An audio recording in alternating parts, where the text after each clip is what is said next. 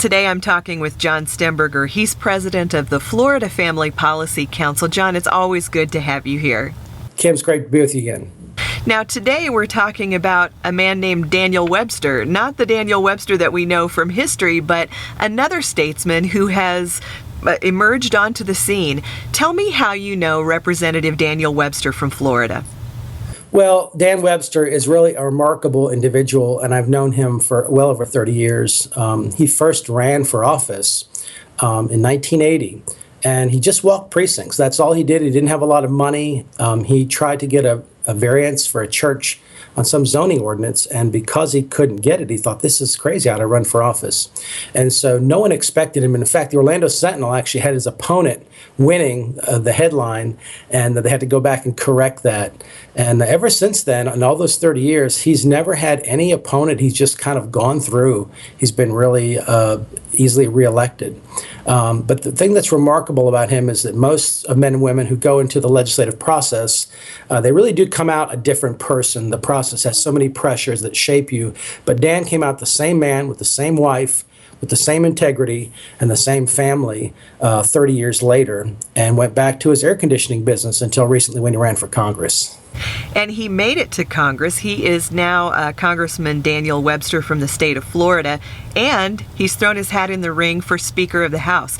You've written a blog post or an article called Daniel Webster is the only person who can reform Congress, and here's why. Tell me why.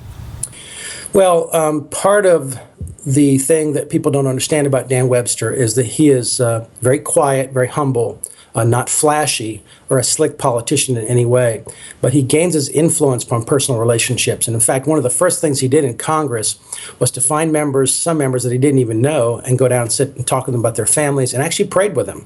And so that kind of, and that's a very sincere act. This is not calculated on his part, but he has these kind of deep relationships.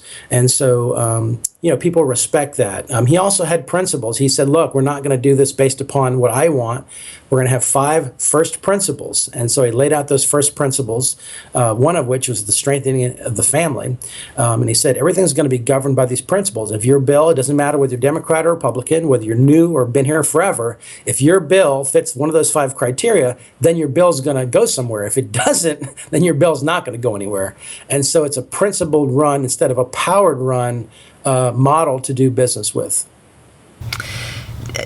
This speaker's race has been very interesting with McCarthy bowing out. What are your predictions, John? What do you think will happen ultimately? Will Webster have a shot at it? I'm not in a position to make a prediction. I think Webster does have a chance. He's got the Liberty Caucus behind him. He's got some other people who have peeled off.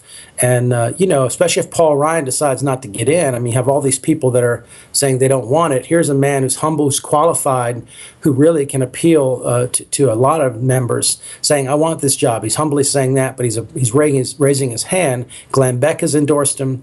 Phyllis Schlafly has endorsed him. These are kind of big things that could happen in the conservative world. So I think it's very possible that Dan Webster could be the next speaker. We're just encouraging people to call their congressman and say, hey, call them and say, hey, I'd like to see Dan Webster as the next Speaker of the House. That could really make a difference because there's a lot of congressmen that are on the fence right now.